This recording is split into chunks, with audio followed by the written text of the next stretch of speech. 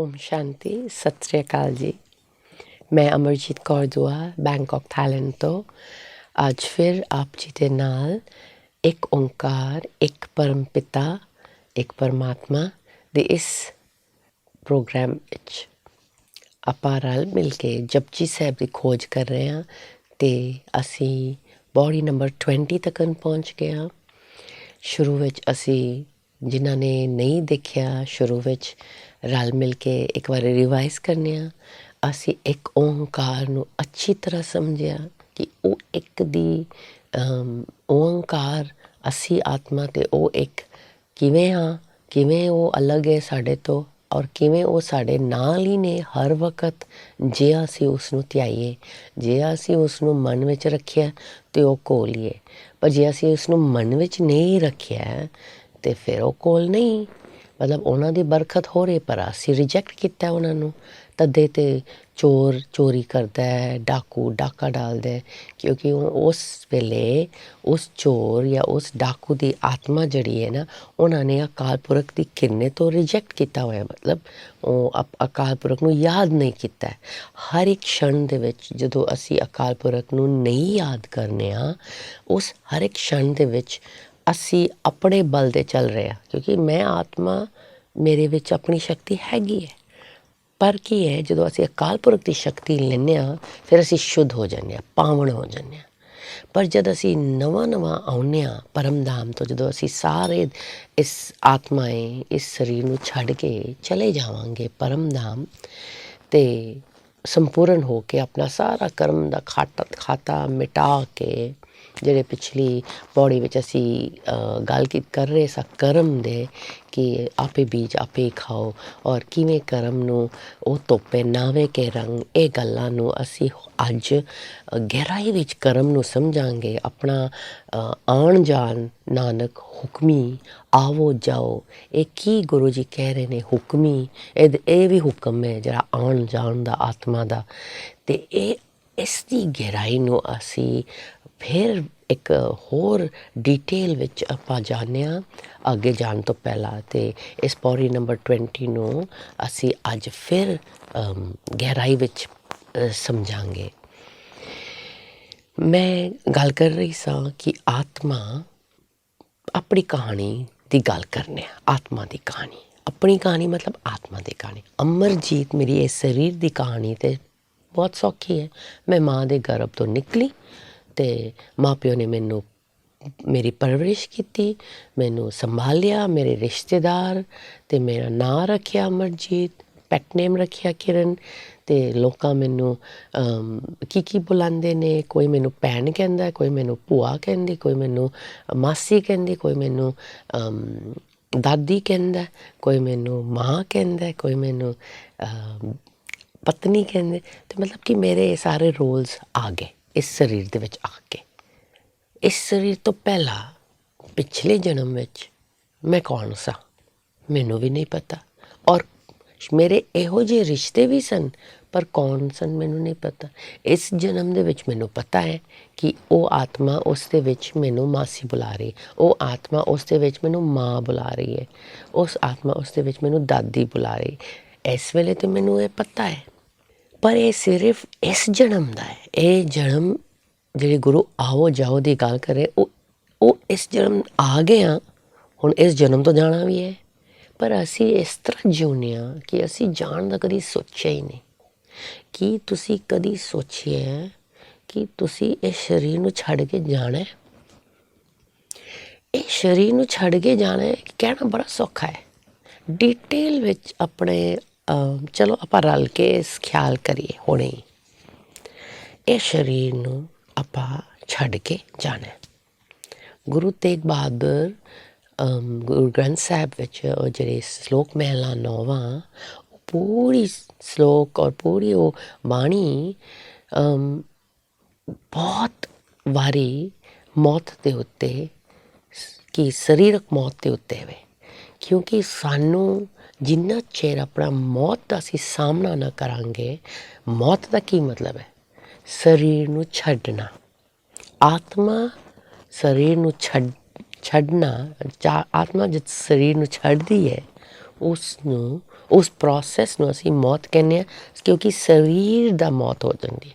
ਮਤਲਬ ਸਰੀਰ ਬੇਜਾਨ ਹੋ ਜਾਂਦੀ ਹੈ, ਸਰੀਰ ਦੇ ਵਿੱਚ ਕੋਈ ਜੋਤ ਨਹੀਂ, ਸਰੀਰ ਦੇ ਵਿੱਚ ਕੋਈ ਸਰੀਰ ਕੋਈ ਕੰਮ ਨਹੀਂ ਕਰ ਸਕਦੀ, ਉਹ ਇੱਕਦਮ ਨਿਕੰਮਾ ਹੋ ਜਾਂਦਾ, ਇੱਕਦਮ ਗੰਦਾ ਹੋ ਜਾਂਦਾ ਹੈ, ਬੋ ਵੀ ਆਉਣ ਲੱਗ ਪੈਂਦਾ। ਉਹ ਪੰਜ ਤੱਤਵ ਵਿੱਚ ਰਲ ਜਾਂਦੀ ਹੈ। 2-3 ਦਿਨ ਬਾਅਦ ਤੁਸੀਂ ਉਸ ਦੇ ਨੇੜੇ ਵੀ ਨਹੀਂ ਆ ਸਕਦੇ ਹੋ। ਉਸ ਨੂੰ ਜਲਾਉਣਾ ਪਏਗਾ ਜਾਂ ਦਫਨਾਉਣਾ ਪਏਗਾ। ਇਹ 2 ਤਰੀਕੇ ਦੁਨੀਆ ਨੇ ਅਪਣਾਏ ਹੋਇਆ। ਕਈ ਦਫਨਾਉਂਦੇ ਨੇ ਅਤੇ ਕਈ ਜਲਾਉਂਦੇ ਨੇ। ਮਤਲਬ ਉਸ ਨੂੰ ਗੈਟ ਰਿਡ ਆਫ ਕਰਨਾ, ਉਸ ਦੀ ਮਤਲਬ ਕਿ ਸੰਸਕਾਰ ਕਰਨਾ। ਇਹਦਾ ਮਤਲਬ ਜਿਹੜੀ ਅਸੀਂ ਗੱਲ ਕਰ ਰਹੇ ਕਿ ਮੈਂ ਸਰੀਰ ਨੂੰ ਛੱਡ ਕੇ ਜਾਣਾ, ਉਹ ਤਾਂ ਚਲੋ ਮੈਂ ਵੇਖ ਲਿਆ, ਹੁਣ ਨਜ਼ਾਰਾ ਮਨ ਵਿੱਚ ਆ ਗਿਆ ਕਿ ਮੇਰਾ ਇਹ ਸਰੀਰ ਮੁਰਦਾ ਲਾਸ਼ ਹੈ ਅਤੇ ਮੈਂ ਇਹ ਸਰੀਰ ਨੂੰ ਛੱਡ ਕੇ ਜਾ ਰਹੀ ਹਾਂ।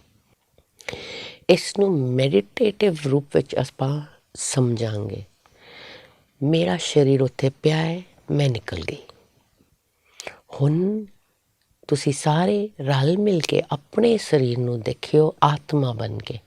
ਮੈਂ ਸਰੀਰ ਨੂੰ ਛੱਡ ਕੇ ਆਤਮਾ ਨਿਕਲ ਗਈ ਔਰ ਆਪਣੇ ਸਰੀਰ ਨੂੰ ਵੇਖ ਰਹੀ ਹਾਂ ਕਿ ਮੈਂ ਲੇਟੀ ਹੋਈ ਹਾਂ ਪਰ ਹਿੱਲ ਨਹੀਂ ਰਹੀ। ਅਤੇ ਮੈਂ ਹੈਰਾਨ ਹੋ ਜਾਵਾਂਗੀ ਅਤੇ ਹੈਰਾਨ ਹੁੰਦੀ ਹਾਂ। ਇਹ ਐਕਸਪੀਰੀਅੰਸ ਹੁਣੇ ਵਿੱਚ ਲਿਆਉਣਾ ਤਾਂ ਕਿ ਆਪਣੇ ਆਪ ਨੂੰ ਇਹ ਬੋਡੀ ਤੋਂ ਅਲੱਗ ਸਮਝੀਏ, ਕਿਉਂਕਿ ਇੱਥੇ ਅਸੀਂ ਐਕਸਪੀਰੀਅੰਸ ਦੀ ਗੱਲ ਕਰ ਰਹੇ ਹਾਂ। ਅਸੀਂ ਸਿਰਫ ਬੋਲੀ ਜਾਂ ਗਿਆਨ ਗੱਲਾਂ ਸੁਣਨੀਆਂ ਅਤੇ ਗਿਆਨੀ ਬਣਨਾ, ਉਹ ਨਹੀਂ। ਆਪਾਂ ਆਪਣਾ ਰਾਹ ਸਫਲ ਕਰਨਾ, ਆਪਣੀ ਰੂਹਾਨੀਅਤ ਆਤਮਕ ਜ਼ਿੰਦਗੀ ਸਫਲ ਕਰਨਾ, ਇਹ ਗੱਲ ਹੈ।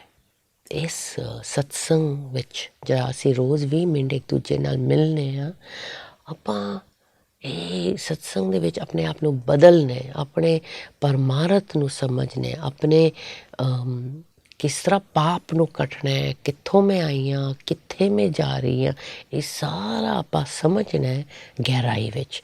ਜਦੋਂ ਅਸੀਂ ਇਸ ਨੂੰ ਗਹਿਰਾਈ ਵਿੱਚ ਸਮਝਾਂਗੇ ਅਤੇ ਇਸ ਨੂੰ ਅਸੀਂ ਸੱਚ ਵਿੱਚ ਮਹਿਸੂਸ ਕਰਾਂਗੇ, ਐਕਸਪੀਰੀਅੰਸ ਕਰਾਂਗੇ, ਫਿਰ ਸਾਡੇ ਜ਼ਿੰਦਗੀ ਵਿੱਚ ਜ਼ਰੂਰ ਬਦਲਾਵ ਆਏਗੀ। ਅਤੇ ਫਿਰ ਅਸੀਂ ਅਕਾਲ ਪੁਰਖ ਦੇ ਨਾਲ ਉਸ ਦੀ ਪੱਲਾ ਜਾਂ ਉਸ ਦੇ ਹੱਥ ਕਦੀ ਨਹੀਂ ਛੱਡਾਂਗੇ।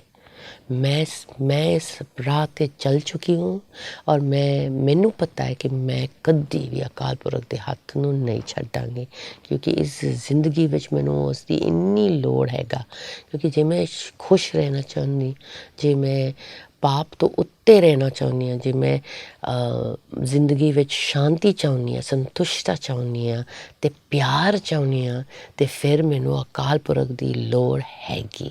ਅਤੇ ਅਸੀਂ ਅੱਜ ਆਪਣੇ ਆਪ ਨੂੰ ਪਹਿਲਾਂ ਸਮਝਾਂਗੇ, ਆਪਣੇ ਕਰਮ ਕਿਸ ਤਰ੍ਹਾਂ ਬਣਦੇ ਉਸ ਨੂੰ ਸਮਝਾਂਗੇ, ਅਤੇ ਫਿਰ ਅਸੀਂ ਸਮਝਾਂਗੇ ਕਿ ਅਕਾਲ ਪੁਰਖ ਦਾ ਸਾਡੇ ਕਰਮ ਉੱਤੇ ਅਤੇ ਕਰਮਾਂ ਦੇ ਨਾਲ ਉਹ ਕਿਵੇਂ ਉਹ ਧੋਂਦਾ ਸਾਡਾ ਕਰਮ, ਅਤੇ ਕਿਵੇਂ ਮਤਲਬ ਕਿ ਉਸ ਦੀ ਹੱਥ ਨੂੰ ਪਕੜਨਾ ਸਾਡੇ ਵਾਸਤੇ ਕਿੰਨੀ ਜ਼ਰੂਰੀ ਹੈ।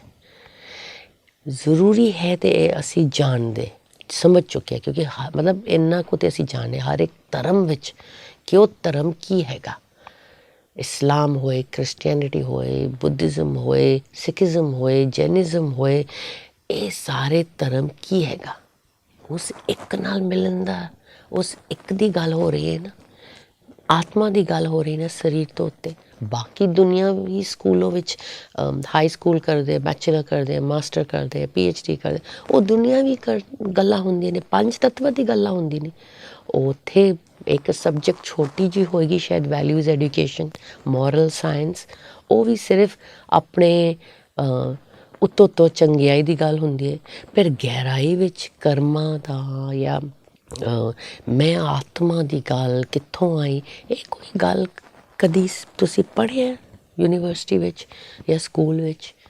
ਮੈਂ ਤਾਂ ਨਹੀਂ ਕਦੀ ਪੜ੍ਹਿਆ, ਮੇਰੀ ਜ਼ਿੰਦਗੀ ਵਿੱਚ ਇਹੋ ਜਿਹੀ ਗੱਲਾਂ ਆਈਆਂ ਹੀ ਨਹੀਂ। ਹਾਂ, ਅਸੀਂ ਕਿਤਾਬਾਂ ਰਾਹੀਂ ਪੜ੍ਹਦੇ ਹਾਂ, ਫਿਕਸ਼ਨ ਕਿਤਾਬਾਂ ਹੋਏ, ਕਿਸੇ ਨੇ ਲਿਖਿਆ ਹੋਇਆ ਗੱਲਾਂ, ਉੱਥੋਂ ਪੜ੍ਹਿਆ, ਉੱਥੋਂ ਪੜ੍ਹ ਕੇ ਤੇਰਾ ਕੋ ਮਨ ਨੂੰ ਜਾਗ ਹੋਇਆ ਕਿ ਇਹ ਕੀ ਗੱਲ ਕਰਦੇ ਪਏ ਨੇ। ਮੈਨੀ ਮਾਸਟਰਸ ਮੈਨੀ ਲਾਈਵਸ, ਇੱਥੇ ਗੁਰੂ ਜੀ ਆਵੋ ਜਾਓ ਦੀ ਗੱਲ ਕਰਦੇ ਪਏ ਨੇ। ਮੈਨੀ ਮਾਸਟਰਸ ਮੈਨੀ ਲਾਈਵ ਮਤਲਬ ਕਿ ਮੇਰੀ ਕਈ ਜ਼ਿੰਦਗੀ ਹੈਗੀ। ਪਹਿਲੀ ਵਾਰੀ ਜ਼ਿੰਦਗੀ ਵਿੱਚ ਮੈਨੂੰ ਇਹ ਧਿਆਨ ਪਿਆ ਸੀ 3 ਸਾਲ ਪਹਿਲੇ ਕਿ ਅਸੀਂ ਕਈ ਜਨਮ ਲੈਂਦੇ ਹਾਂ ਅਤੇ ਇਹ ਹਕੀਕਤ ਹੈ, ਐਵੇਂ ਹੀ ਬੋਲੀ ਗੱਲ ਨਹੀਂ ਹੈ। ਅਤੇ ਉਸ ਨੂੰ ਆਪਾਂ ਐਕਸਪੀਰੀਅੰਸ ਕਰਨਾ ਹੁਣ ਅੱਜ, ਅਤੇ ਚਲੋ ਕੰਟੀਨਿਊ ਕਰਨੇ ਹਾਂ। ਕਿਉਂਕਿ ਮੈਂ ਤੁਹਾਨੂੰ ਇਹ ਨਹੀਂ ਫੀਲ ਦੇਣਾ ਚਾਹੁੰਦੀ ਹਾਂ ਕਿ ਤੁਸੀਂ ਆਪਣੇ ਮੌਤ ਨੂੰ ਵੇਖੋਗੇ ਅਤੇ ਇਹ ਭੈੜੀ ਗੱਲ ਹੈ ਅਤੇ ਤੁਹਾਨੂੰ ਦੁੱਖ ਹੋਏਗੀ। ਨਾ, ਤੁਸੀਂ ਯਕੀਨਨ ਕਰੋ, ਜੇ ਤੁਸੀਂ ਆਪਣੇ ਆਪ ਨੂੰ ਸਰੀਰ ਦੇਖੋਗੇ ਅਤੇ ਆਤਮਾ ਨੂੰ ਅਲੱਗ ਦੇਖੋਗੇ ਅਤੇ ਤੁਸੀਂ ਇਹ ਐਕਸਪੀਰੀਅੰਸ ਕਰੋਗੇ, ਤੁਸੀਂ ਫਿਰ ਮੋਹ ਅਤੇ ਅਹੰਕਾਰ ਤੋਂ ਉੱਤੇ ਚਲੇ ਜਾਓਗੇ। ਅਤੇ ਜਦ ਅਸੀਂ ਮੋਹ ਅਤੇ ਅਹੰਕਾਰ ਨੂੰ ਥੋੜ੍ਹਾ ਸਮਝਾਂਗੇ ਅਤੇ ਉਹਦੇ ਉੱਤੋਂ ਜਾ ਸਕਾਂਗੇ, ਫਿਰ ਕਾਮ, ਕ੍ਰੋਧ, ਲੋਭ, ਮੋਹ ਇਹ ਵੀ ਨਹੀਂ ਹੋਏਗਾ, ਕਿਉਂਕਿ ਇਹ ਤਿੰਨ ਮੋਹ ਅਤੇ ਅਹੰਕਾਰ ਦੇ ਨਾਲ ਕਾਫੀ ਰਿਲੇਟਡ ਹੈ। ਔਰ ਇਹ ਟੌਪਿਕ ਵੀ ਆਪਾਂ ਪਕੜਾਂਗੇ, ਇਸ ਟੌਪਿਕ ਨੂੰ, ਕਿ ਮੋਹ ਅਤੇ ਅਹੰਕਾਰ ਕਿਵੇਂ ਕਾਮ, ਕ੍ਰੋਧ, ਲੋਭ ਦੇ ਨਾਲ ਰਿਲੇਟਡ ਹੈ। ਪਰ ਆਪਾਂ ਇਸ ਵੇਲੇ ਜਿਹੜੀ ਸਭ ਤੋਂ ਵੱਡੀ ਵਿਕਾਰ ਹੈ ਮੋਹ ਦੀ ਅਤੇ ਅਹੰਕਾਰ ਦੀ, ਉਸ ਨੂੰ ਮਿਟਾਈਏ।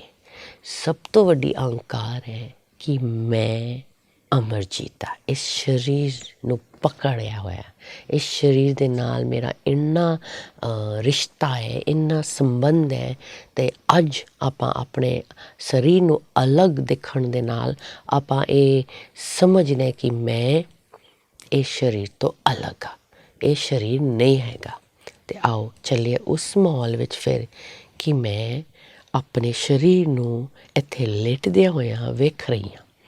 ਮੈਂ ਆਤਮਾ ਆਪਣੇ ਸਰੀਰ ਤੋਂ ਨਿਕਲ ਕੇ ਮਨ ਦੇ ਵਿਜ਼ਨ ਦੇ ਵਿੱਚ ਇਹ ਮੈਡੀਟੇਸ਼ਨ ਸਮਝੋ, ਗਾਈਡਡ ਮੈਡੀਟੇਸ਼ਨ ਸਮਝੋ ਜਾਂ ਐਕਸਪੀਰੀਅੰਸ ਸਮਝੋ, ਪਰ ਮਨ ਦੇ ਸਕਰੀਨ ਦੇ ਉੱਤੇ ਇਹ ਤਸਵੀਰ ਲਿਆਉਣੀ, ਇਹ ਗੱਲ ਲਿਆਉਣੀ, ਅਤੇ ਮੇਰੇ ਨਾਲ ਆਪਾਂ ਚੱਲਾਂਗੇ ਇੱਕ ਰੂਹਾਨੀਅਤ ਸਫ਼ਰ 'ਤੇ, ਤਾਂ ਕਿ ਅਸੀਂ ਆਪਣੇ ਆਪ ਨੂੰ, ਆਪਣੇ ਮੋਹ ਨੂੰ, ਆਪਣੇ ਅਹੰਕਾਰ ਨੂੰ ਸਮਝਾਂਗੇ।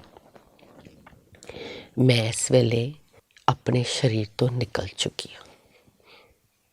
ਮੈਂ ਆਤਮਾ, ਖੂਬਸੂਰਤ ਜੋਤੀ ਬਿੰਦੂ, ਔਰ ਮੈਂ ਜਦ ਆਪਣੇ ਸਰੀਰ ਨੂੰ ਛੱਡ ਕੇ ਨਿਕਲਦੀ ਹਾਂ, ਉਸ ਵੇਲੇ ਮੈਂ ਬਹੁਤ ਡਰ ਜਾਂਦੀ ਹਾਂ, ਕਿਉਂਕਿ ਮੈਨੂੰ ਪਤਾ ਨਹੀਂ ਸੀ ਕਿ ਮੈਂ ਆਤਮਾ। ਪਰ ਜਿਨ੍ਹਾਂ ਨੂੰ ਇਹ ਗਿਆਨ ਹੈ ਪਹਿਲੇ ਤੋਂ, ਫਿਰ ਉਸ ਵੇਲੇ ਜਦੋਂ ਉਹ ਨਿਕਲਦੇ ਨੇ, ਉਹਨਾਂ ਨੂੰ ਸਾਰਾ ਪਤਾ ਹੈ। ਫਿਰ ਉਸ ਨੂੰ ਇੰਨਾ ਦੁੱਖ ਨਹੀਂ ਪਹੁੰਚਦੀ, ਉਸ ਨੂੰ ਇੰਨਾ ਪਿਆਸ ਨਹੀਂ ਲੱਗਦੀ, ਉਸ ਆਤਮਾ ਨੂੰ ਇੰਨਾ ਦਰਦ ਦੁੱਖ ਨਹੀਂ ਹੁੰਦੀ, ਕਿਉਂਕਿ ਉਹ ਰੂਹਾਨੀ ਸਫ਼ਰ ਕਰਦਿਆਂ ਉਸ ਆਤਮਾ ਨੂੰ ਪਹਿਚਾਣ ਹੋ ਗਈ ਕਿ ਮੈਂ ਆਤਮਾ ਹੈਗਾ, ਅਤੇ ਇਹ ਗੱਲ ਕਰ ਰਹੇ ਸਾਂ ਜ਼ਿੰਦਗੀ ਵਿੱਚ। ਪਰ ਜੇ ਤੁਸੀਂ ਆਪਣੇ ਆਪ ਨੂੰ ਆਤਮਾ ਜ਼ਿੰਦਗੀ ਵਿੱਚ ਨਹੀਂ ਸਮਝਿਆ, ਅਤੇ ਫਿਰ ਜਦੋਂ ਆਤਮਾ ਨਿਕਲਦੀ ਹੈ ਸਰੀਰ ਤੋਂ, ਉਹ ਆਤਮਾ ਬਹੁਤ ਡਰ ਵਿੱਚ, ਬਹੁਤ ਭਿਆਨਕ ਫੀਲ ਕਰਦੀ ਹੈ ਅਤੇ ਬਹੁਤ ਤੜਪਦੀ ਹੈ। ਬਲਕਿ ਆਤਮਾ ਜਦ ਸਰੀਰ ਤੋਂ ਛੁੱਟਦੀ ਹੈ, ਹਾਲੇ ਉਸ ਦੀ ਮਨ ਦੀ ਭੁੱਖ, ਉਸ ਦੀ ਮਨ ਦੀ ਸਭ ਅਵਗੁਣ, ਸਭ ਗੁਣ ਨਾਲ ਹੀ ਹੁੰਦੀ ਹੈ। ਅਤੇ ਜੇ ਪਿਆਸ ਵੀ ਮਹਿਸੂਸ ਕਰਦੇ, ਭੁੱਖ ਵੀ ਮਹਿਸੂਸ ਕਰੇਗੀ ਆਤਮਾ। ਅਤੇ ਸਭ ਤੋਂ ਵੱਡੀ ਗੱਲ ਜਿਹੜੀ ਅਸੀਂ ਹੁਣ ਕਰਨ ਜਾ ਰਹੇ ਹਾਂ, ਕਿ ਆਪਣੇ ਡੈਡ ਬੋਡੀ ਨੂੰ ਵੇਖ ਕੇ ਤੁਸੀਂ ਦੇਖੋ, ਅਤੇ ਸਾਰੇ ਰਿਸ਼ਤੇਦਾਰ ਆ ਰਹੇ ਨੇ ਮੈਨੂੰ ਵੇਖਣ ਕਿ ਮੈਂ ਚਲੀ ਗਈ ਹਾਂ। ਸਾਰੇ ਕਿੰਨੇ ਡਿਸਟਰਬਡ ਨੇ, ਸਾਰੇ ਕਿੰਨੇ ਰੋ ਰਹੇ ਨੇ। ਮੇਰੀ ਮਾਂ, ਮੇਰੀ ਹਸਬੈਂਡ, ਮੇਰੇ ਬੱਚੇ, ਇਹ ਸਾਰਾ ਨਜ਼ਾਰਾ ਦੇਖੋ ਕਿ ਸਾਰੇ ਉਹਨਾਂ ਦੇ ਅੰਦਰ ਆਤਮਾ ਸਰੀਰ ਦੇ ਵਿੱਚ ਆ ਕੇ ਮੇਰੀ ਸਰੀਰ ਨੂੰ ਵੇਖ ਰਹੇ ਨੇ। ਮੈਂ ਆਪਣੇ ਸਰੀਰ ਨੂੰ ਤੋਂ ਅਲੱਗ ਆਤਮਾ ਮਹਿਸੂਸ ਕਰ ਰਹੀ ਹਾਂ, ਔਰ ਮੈਂ ਸਮਝ ਗਈ ਹਾਂ ਕਿ ਮੈਂ ਆਤਮਾ ਸਰੀਰ ਤੋਂ ਅਲੱਗ। ਪਰ ਉਹ ਸਾਰੇ ਜਿਹੜੇ ਆ ਰਹੇ ਨੇ ਮੇਰੇ ਸਰੀਰ ਨੂੰ ਵੇਖ ਰਹੇ ਨੇ, ਉਹਨਾਂ ਨੂੰ ਤਾਂ ਨਹੀਂ ਪਤਾ ਕਿ ਉਹ ਆਤਮਾ ਹੈ, ਕਿਉਂਕਿ ਅਜੇ ਉਹ ਆਪਣਾ ਸਰੀਰ ਨੂੰ ਨਹੀਂ ਛੱਡਿਆ। ਅਤੇ ਉਹ ਆ ਕੇ ਰੋ ਰਹੇ ਨੇ ਜਾਂ कई बहुत रो रहे ने, कई बहुत याद कर रहे ने, ते सारे रब नू याद कर रहे ने, पाठ कर रहे ने, पूजा कर रहे ने। बहुत मेरी माँ, मेरी पिता, मेरे भैन भरा सब बहुत बाणी पढ़ रहे ने इस वेले, अपने वास्ते, मेरे वास्ते। जरूर मौत होए तां सी बाणी पढ़ी, तां सी रब नू इन्ना गहराई विच याद करे। मैं सारे नू वेख के मैं अपनी मोह नू पहचाननी हाँ। जिस आत्मा नू हाली मोह दा नहीं पता ते अपने आप नू आत्मा दा नहीं पता, वो बहुत रोएगी, बहुत रोएगी, क्योंकि वो वेखेगी, उसनू भी दुख लगेगा कि ये सारे रिश्ते नू छड़ के जा रही हाँ। मतलब कि ये सारे जिन्हां दे अजीज ने, जड़े मैं इन्ना नू प्यार करनी हाँ, मेरा पोता होए, मेरा पुत्तर होए, मेरी धी होए, मेरी माँ होए, मेरा प्यो होए, मेरा हसबैंड होए, इन्हां नू मैं इन्ना प्यार करदी हाँ, उन्हां सारिਆਂ नू मैं छड़ के जा रही हाँ।